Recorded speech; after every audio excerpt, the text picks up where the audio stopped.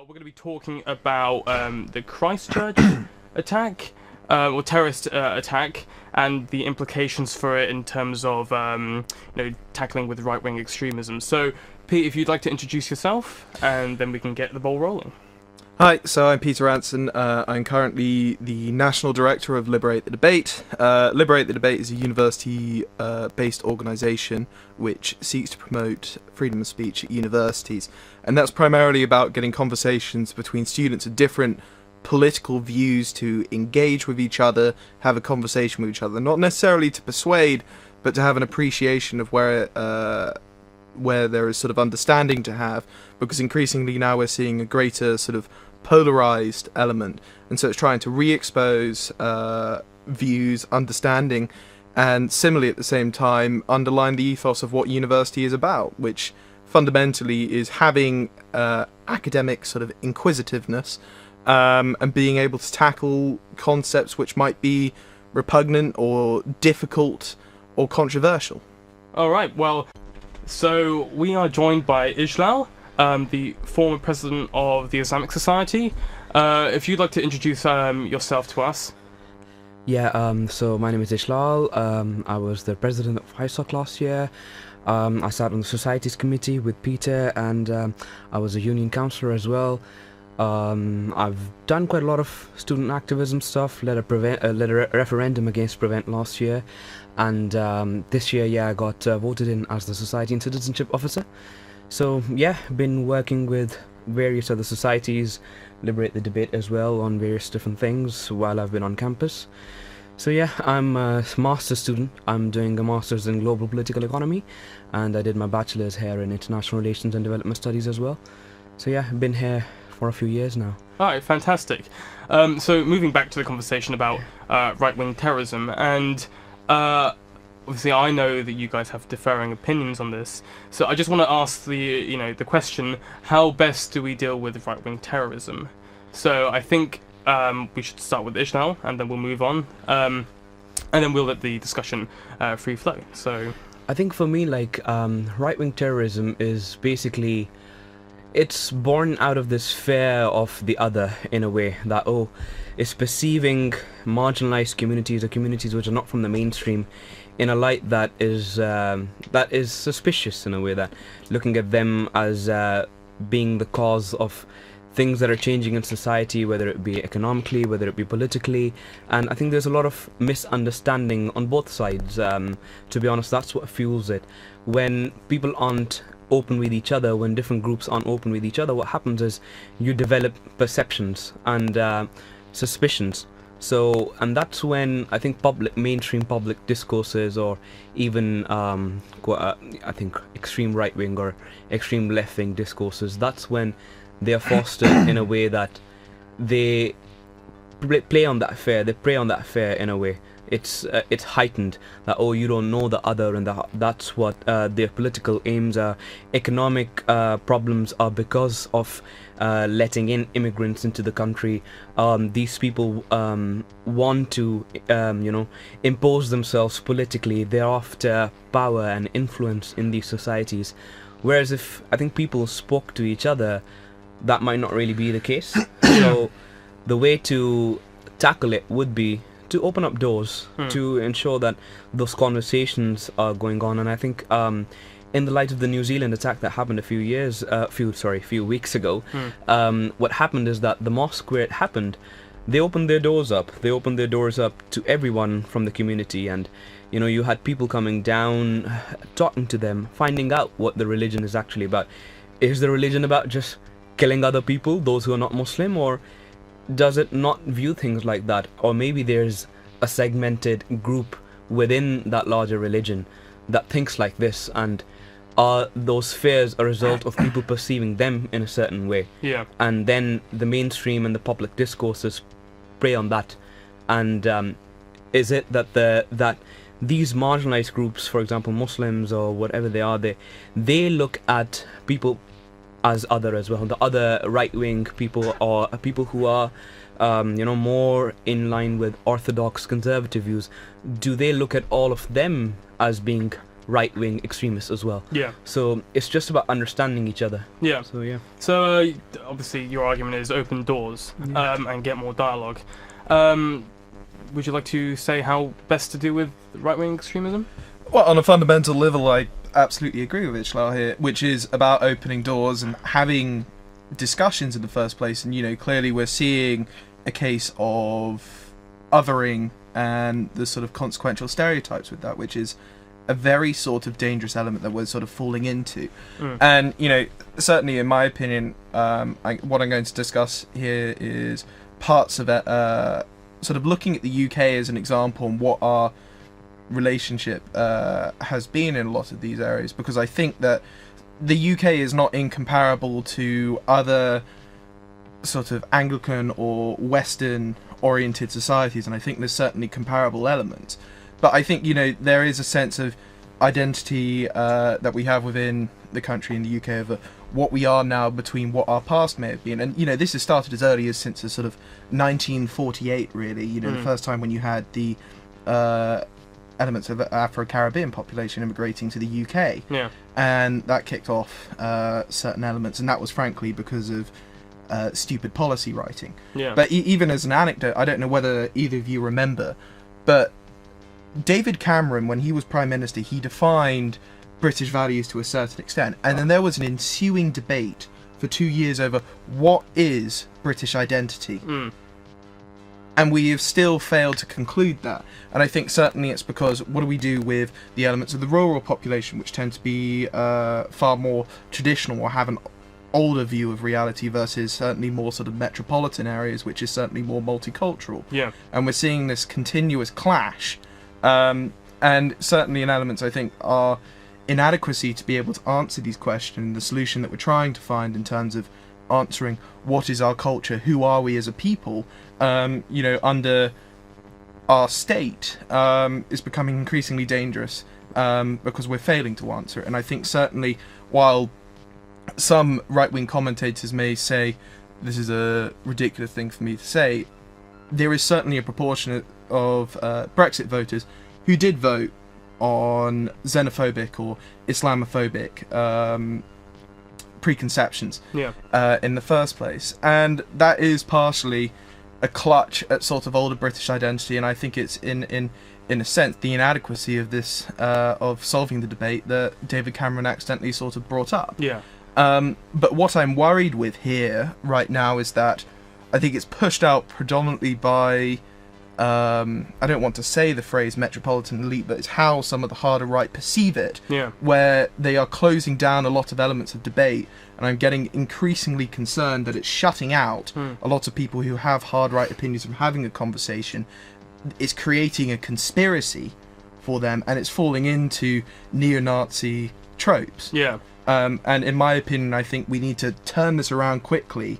Even the shooter himself, as morally repugnant as his manifesto is, he recognised that this was the sort of thing that's coming out, and I think at this current trajectory it's not going to get better at this current approach. I mean, I saw the manifesto and I read through it. It was quite a long document, and I read properly through like the first maybe 10-15 pages, and then just like started scrolling because I mean I don't have time for that.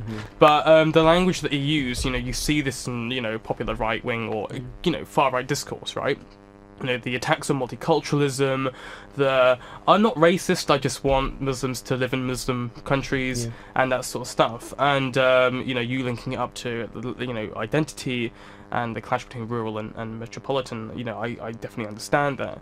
So, would you say that right-wing nationalism is primarily coming out of, as a backlash to, multiculturalism, or the change from, Britain and its demographics 50, 60, 70 years ago into a more multicultural and openly multicultural, and friendly society, and that lack of like Britishness?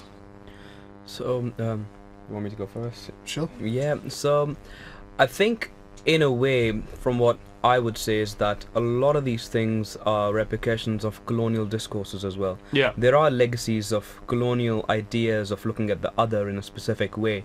As looking at people who are coming from these distant lands which are barbaric, uncivilized, and the brown men who are patriarchal and misogynist to their women, and it's the job of the white man's burden to in a way educate them, civilize them, take them from their barbaric roots, and then in a way construct them in our own image. I think that in a way feeds into this discourse about identity and culture and what it means to be British as well, in a way, because what you're saying is that identity is constructed by a dominant mainstream, and anyone who does not support that dominant mainstream or is outside of that dominant mainstream culture and identity and way of living and thinking about their epistemology, their worldview, then is outside of being a part of the country in a way, is not a citizen of the country. So how do you come to terms with that? I think, again, like going back to colonial discourses, these people are looked at in a certain way, who are immigrants coming from Muslim lands, and a lot of these extreme right-wing opinions are a result of those colonial discourses still being prevalent, and that hyper-jingoism, borderline fascism. It's just like this national identity becomes defined by what the state is, what the military strength is, how you're maximizing your state's strength and power in the international order. All these things come into play as well, and then feeling that you are your identity, your culture, your way of life, that the dominant mainstream the discourse has defined, is being attacked by these people who are outside of that mainstream. So I think it's important to recognize that, but then also important to understand that sometimes ideas like defining, for example, British values or what it means to be a citizen of the state, that in a way becomes a means to control and discipline dissent as well. So sometimes it's limiting the political voice of people on both sides of the spectrum. So that's why it becomes problematic as well. So how do you come to terms with that? Do you define it? Do you not define it? Is identity, is culture something that is defined by the mainstream and the public discourse or the state? Is it static? Is it in a dynamic? Is it constantly in flux? Does it change? And I think that's what people have a hard time coming to terms with, because things are in a dialectic oftentimes. If you look at having the opinion of dialectical materialism, there is always going to be a dialectic. There's always going to be a pushback. You're not always going to have a state or citizens of a country who are all confined, who are all on the same viewpoint. There's always going to be differences. There's always going to be people who do not support whatever the mainstream is doing, whatever the state is doing, whatever the public discourse is, whatever the dominant idea of being a citizen of the state is. So it's about how do you, ensuring that you understand how do you come to terms with that. Do you limit whatever other voices and other opinions that are there? Do you limit them?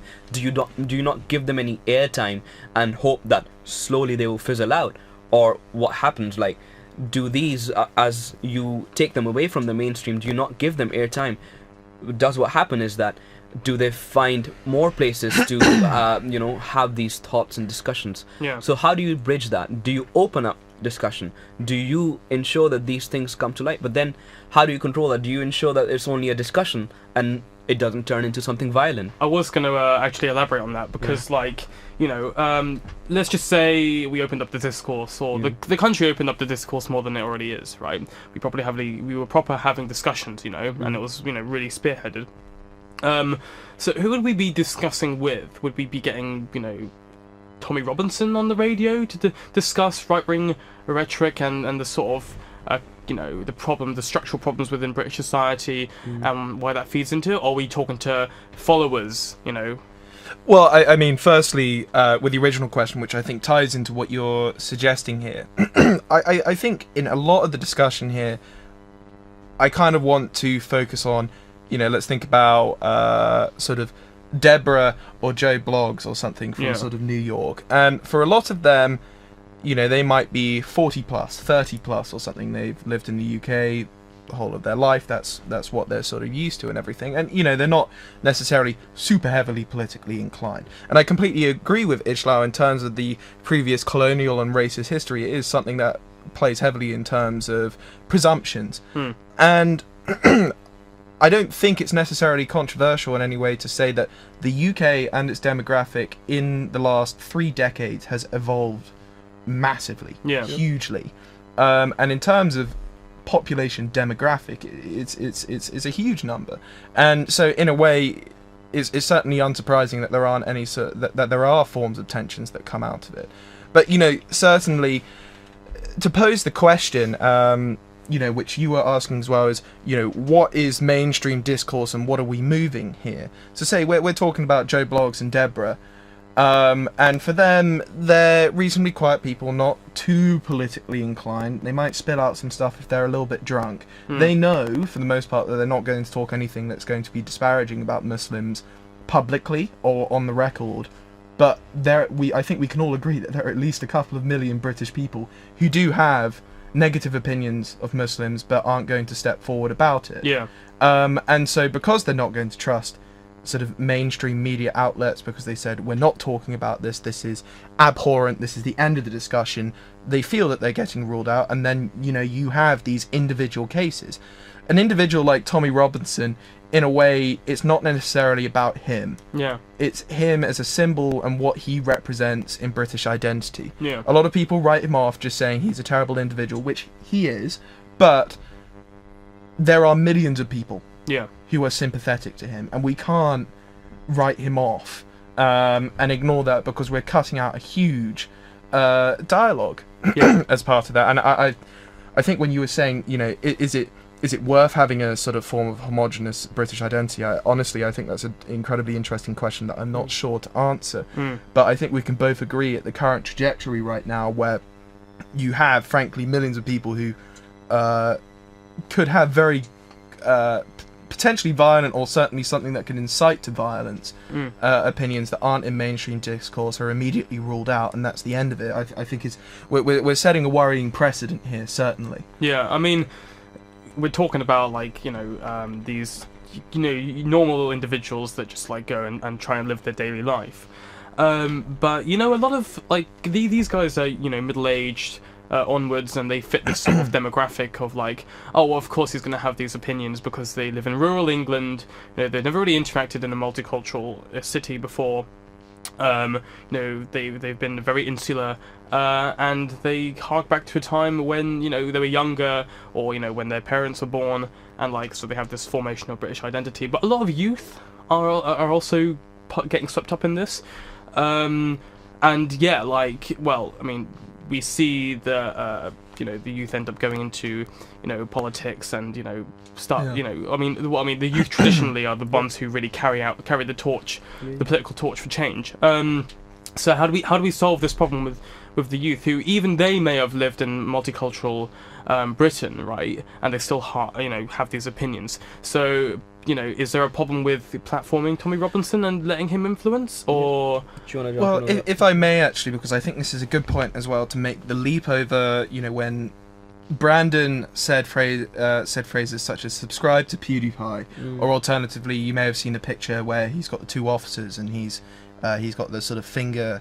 The white super. Yeah, and the Court when he was in. And the link is in this sense is that. We enter this discussion about 4chan and the youth there. Now, 4chan, again, repugnant website, but the thing is, though, is that at the same time, it is linking to a lot of youth who are distrustful of mainstream media, because, in example, that the finger sign that you did that people have said is a white power sign, in example, what it was is that it was someone on 4chan saying, how can we create a white power sign out of nothing?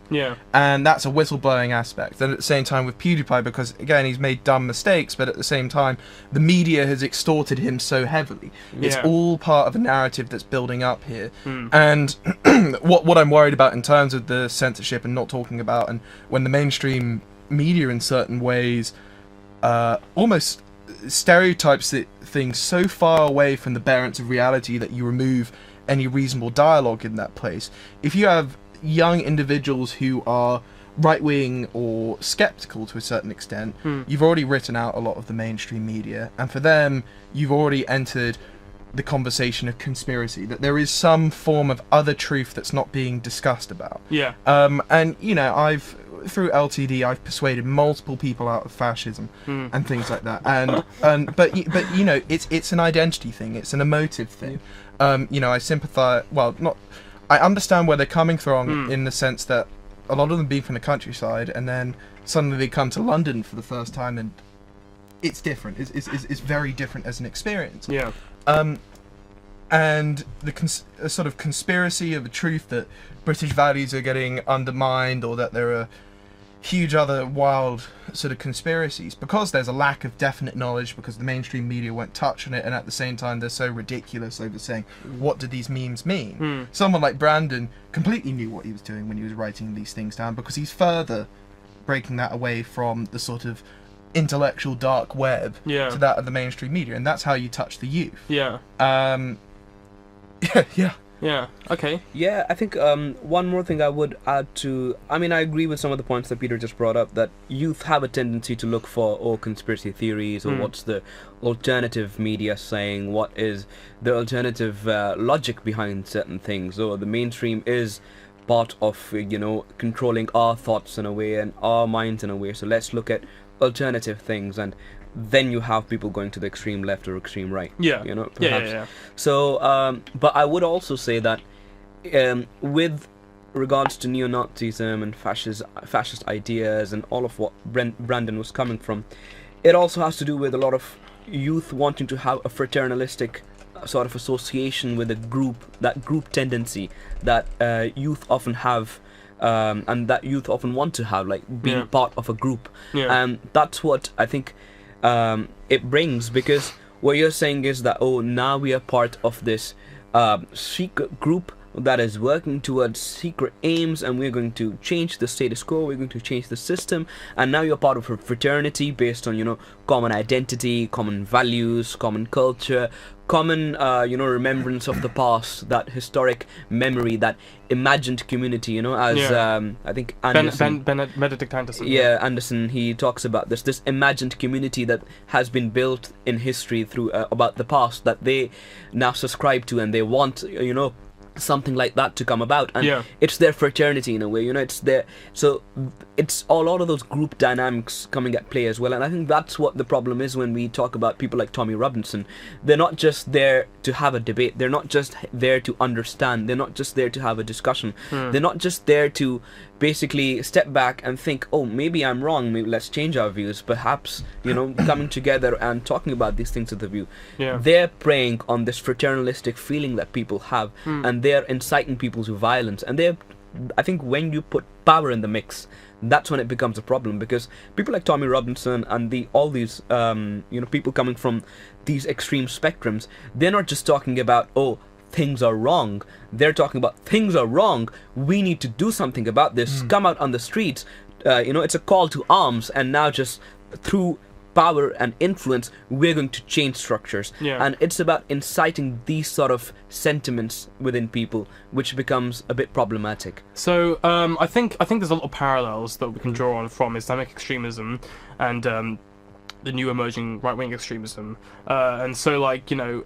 for instance, in Islamic extremism, because of this sort of so-called national identity, whereby young Muslims don't feel that they can fit in, maybe they are going through some socioeconomic problems, and then they get swept up in this sort of radical Islamic discourse, harping back to an imagined time, the golden age of Islam, bringing up like the rightfully guided caliphs, about Wahhabism, and going on this jihad, or like just following that sort of discourse, and likewise with right-wing nationalism, I feel like you have the same issues. Maybe they're socioeconomic, lack of identity. Things are changing, and I don't have control over my life. I mean, I think I remember this Canadian guy that went to fight for ISIS, and he there was massive troubles in his personal life, lack of identity and that sort of stuff. But the question I want to ask you, Ijlal, is like, how does the Islamic community deal with Islamic extremism, and like are imams imprisoned for for this discourse, and like how do you try and get Muslims away from Wahhabi and Salafi discourse? Because I feel like there's a lot that we could learn from that, and then applying it to right-wing discourse, because Tommy Robinson essentially is the Wahhabi imam of right wing nationalism, or ethnocentric nationalism. I don't know whether, do you think that's a good comparison? I think because I think there are certain elements that you can say, oh my goodness.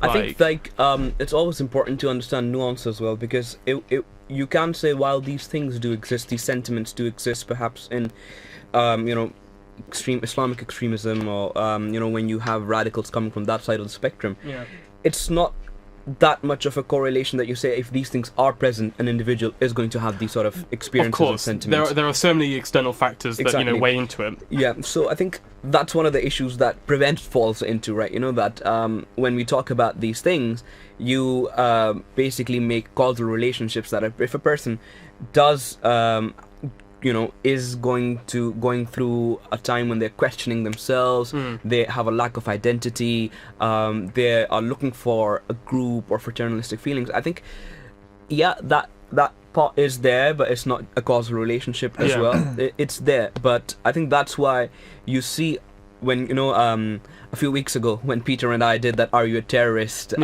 thing out in Falmer Quad, that's what we were talking about. Like, these are things that a lot of youth are going through. It's part of youth.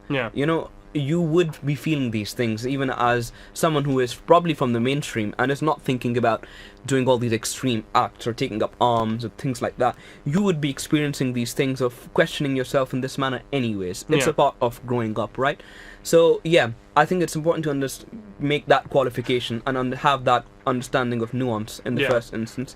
But secondly, I think when dealing with extremism, that is perhaps how we in the Islamic community deal with it, is that we know what true Islam is.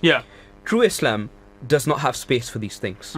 And that's one of the things we talk about, ensuring that people have positive role models, people have something positive to look at, they have positive structures around them, lifting their socio-economic conditions. An Islamic way of life or an Islamic structure provides for those things. If someone is truly following Islam, they will not be thinking these things. It's twisting and coming up with misinterpretations of verses, of sayings of the Prophet from here and there, and using those to fuel a discourse, even and that side of the spectrum is when it's a problem. So how we deal with it in the Islamic community is that we call people to actual Islam, educate them about what Islam actually says about these things, right? There's a saying of the Prophet which says, if you kill one innocent individual, it is as if you have killed all of humanity, right? So if these people just understood this, they will not be doing things like this, right? And I think a lot of times, it's about not understanding what the structures around them are like. It's about feeling like a victim all the time. So it's about that idea as well. And then when you look at imams, there's a lot of imams now which actually work on this, ensuring that there are youth centers where individuals can go and they have some positive upbringing there. They are not falling into these misinterpreted discourses. In addition to that, they have positive role models. Their socio-economic well-being is uplifted. So it's about ensuring that all of these things are happening. And when you have imams calling for hurting innocent people, a call to arms on innocent individuals, and call for violence, that is dealt with as well. And I think it's the state that we are in right now. The Muslim community ostracizes people like this by itself. You don't need someone from the outside coming and telling the Muslim community, oh, this person is bad for you. The Muslim community knows itself who is bad for them and who is not good for them. So places like I think can't remember which, Finsbury Mosque or Regent's Park Mosque in London, I can't remember which one exactly, but there was a process through which the imam there was inciting this sort of hatred and violence and all these things, and the Muslim community dealt with it itself, and through a process, they sought help from the authorities, they sought help from the state structures, but it was a process that was very much led by the Muslim community. And I think that's how you deal with extremism. When you are dealing with right-wing extremism, it's not people who are Muslim are coming from, you know, someone who they see as the enemy, to go to them and tell them, oh, you know what, you're wrong. And these are the, as Peter himself says, he has, you know, how many LTD members has he brought away from fascist ideas, perhaps, right? That's what we were just talking about. So it's about people like, when it's people like who are like me, who are in the Muslim community, it's our job to look after the Muslim community and ensure that this sort of discourse is not prevalent. This sort of discourse doesn't exist. Because similarly, as Muslims wouldn't like someone coming from outside, or who they see as from not from within their structure, they will not like them to do this with them. So I'm sure it's the same with extreme right-wing people as well.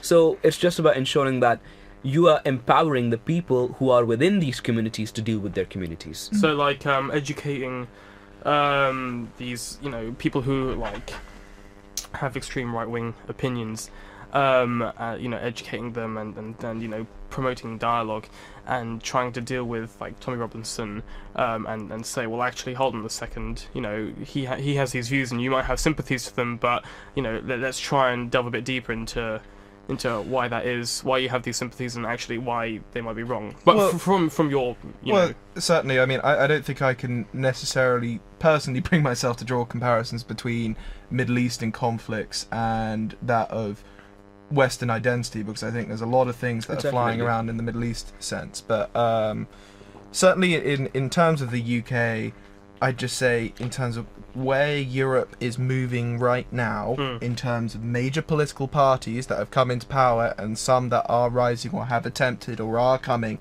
and you know, even parties like UKIP, which used to be just a one-piece Brexit party, Eurosceptic, early 90s sort of party, which was an economic and legal sovereign argument, is now a populist party which has Tommy Robinson as an unofficial advisor, with YouTubers on it who are against the mainstream media, you know, and is still, in terms of polls, is sitting around 7 to 8% of the electorate. You know, how have we stumbled into this sort of situation? You know, I think it's actually quite sort of serious in that. I mean, one of the things that I've thought about personally in terms of having sort of cross dialogue, and actually it's interesting with the new party Change UK, I think Chika Muna supports this, but I do believe in having some form of social service, so equivalent to national service but general public services, as a stage just sort of after secondary school.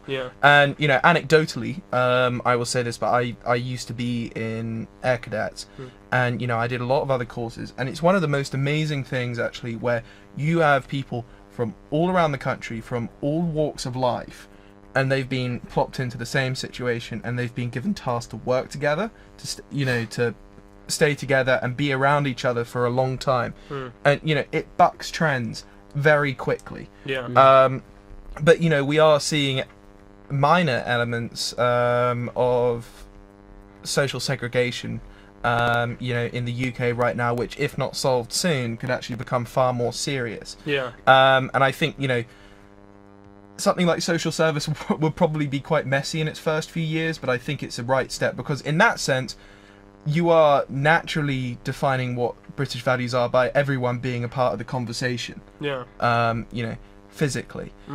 So you know, there's certainly a solution in, or what I would perceive to have an element of solution there. But in terms of the right-wing extremist elements, you know, let's talk about banning things and removing content. I was going to ask about deplatforming. So this is the interesting thing, right?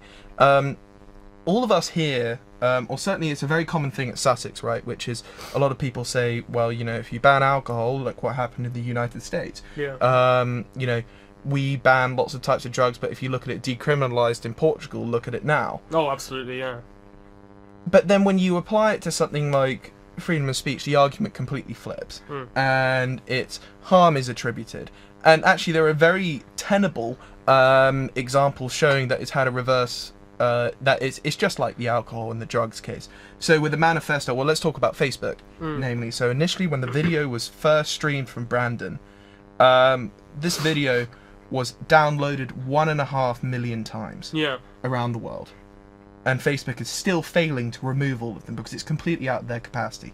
Maybe we all just have an allure to find something that's sordid, but you know, even then, say 4chan right now, which is the media coverage of that website is poor and doesn't help the scenario because it drives 4chan to screw with them a lot more. But in Australia, they banned it. Yeah. So what you have to do is you have to change some of your settings to access it. Traffic in Australia to 4chan increased 8-fold within that week, and it has stayed roughly at those levels. Lincoln L. And so when I'm talking about earlier, when I referred to the element of finding the hidden truth, the conspiracy, you cannot trust anyone. So instead you go through precarious sources around the edge and scraping for that. You've created a perfect scenario now where you've found the treasure trove of truth that's been banned by the government, you know, or the New Zealand Prime Minister has just said, you know, we will not utter his name or something. And this is wholly unproductive. Because, you know, we're not talking about a population-wide right-wing extremist movement, but, you know, we are talking about the minority. It only takes one person to cause this, and, you know, someone like Brandon, who very obviously prepared for what he was doing. Yeah. And if you've seen elements of the stream, it is very obvious that he was very well trained at what he was doing. Yeah.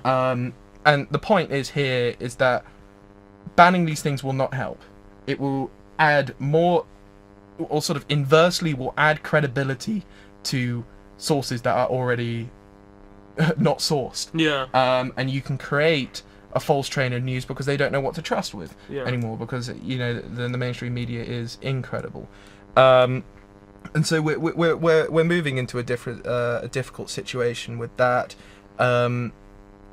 And I think we do need to have a sort of wider dialogue. And I think we have to realise as well, because there's also been simultaneously a dialogue in terms of freedom of speech and what constitutes harm and mental health. So people are stopping the debate very early on, even in normal social circumstances, just by saying, this is uncomfortable, this has very heavy ramifications. Yeah. But, you know, it is my firm belief that if we continue with that attitude, you will have people who have not spoken publicly about their views, who could be criticised fairly and engaged early on. Yeah. They go, you know, under the woodwork and come out of nowhere. And I think, you know, at this current rate, I think the sort of frequency of these attacks will only increase out of the blue. Yeah. And will continue to get worse.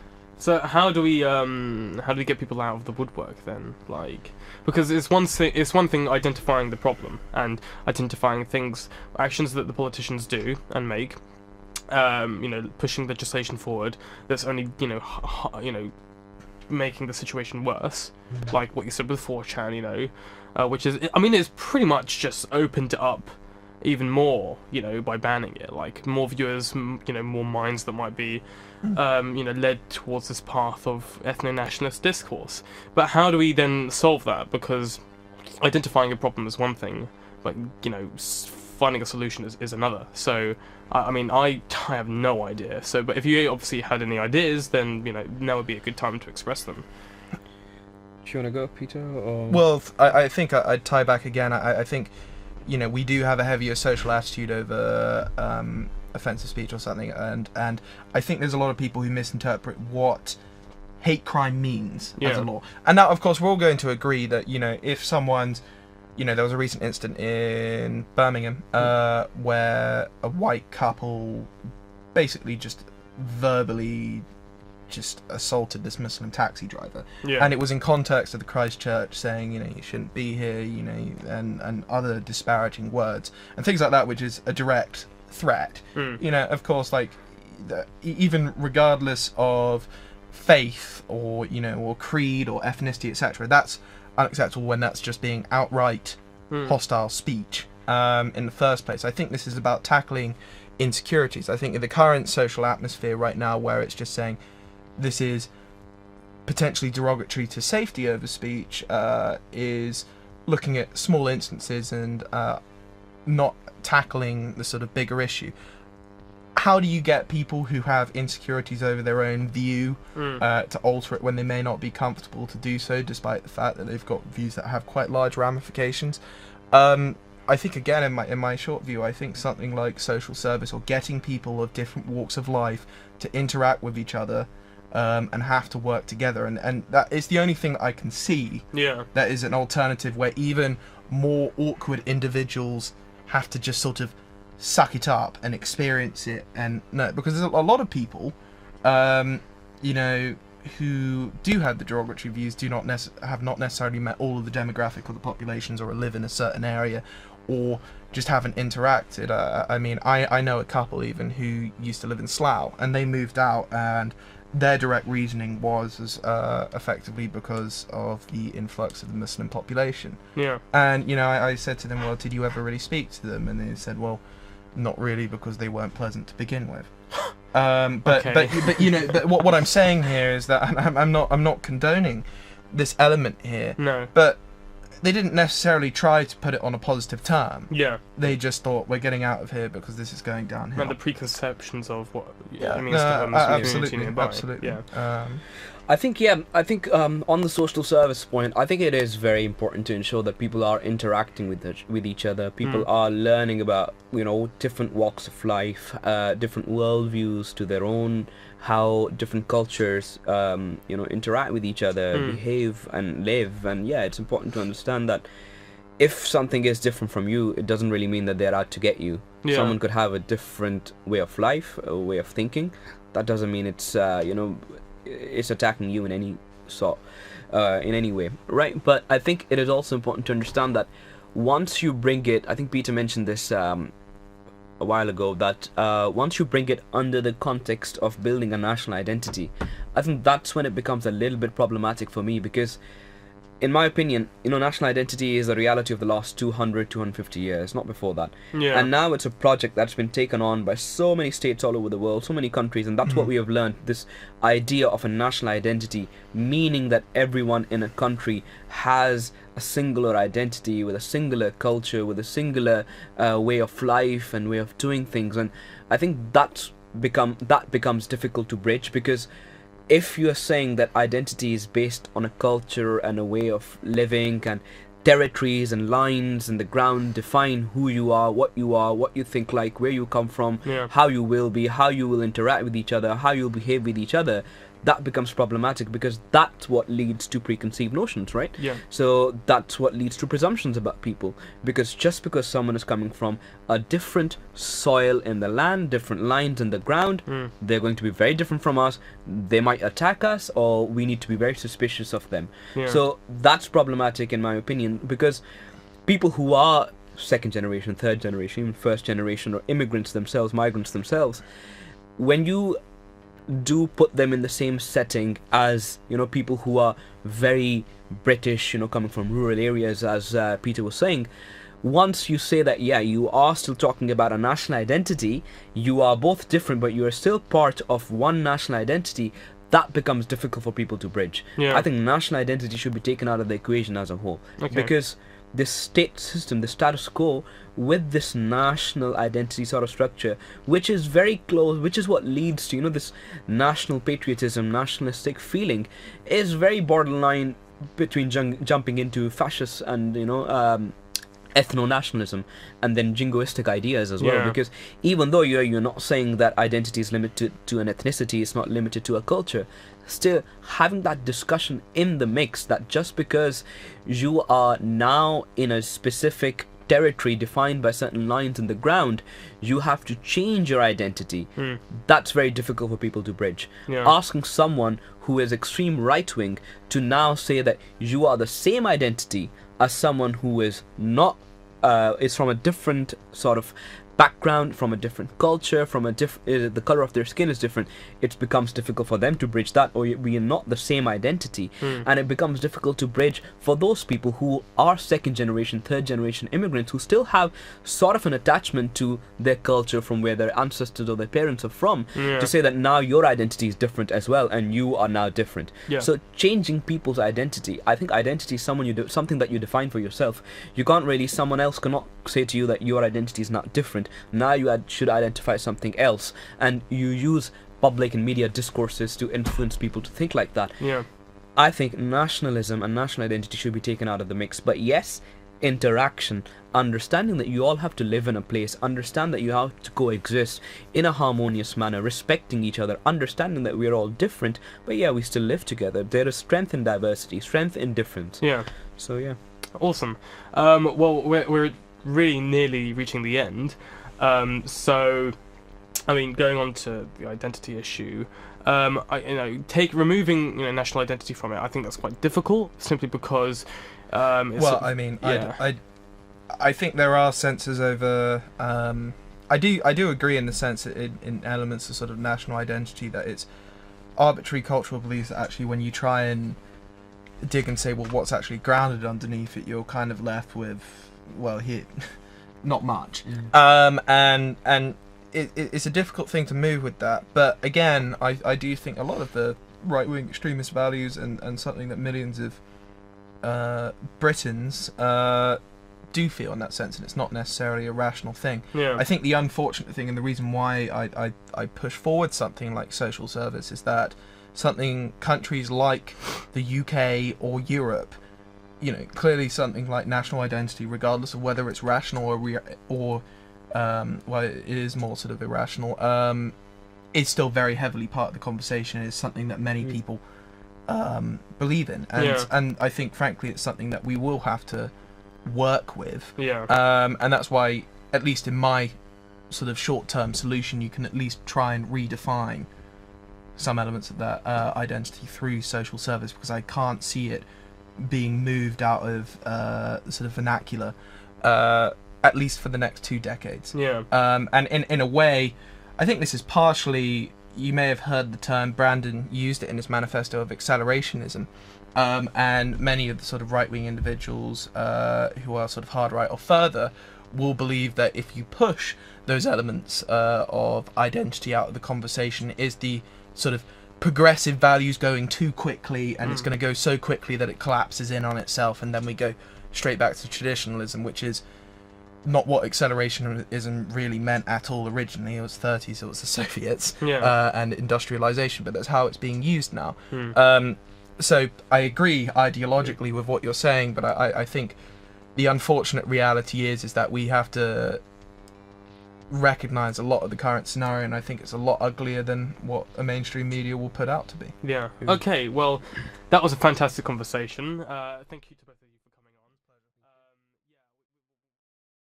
coming on.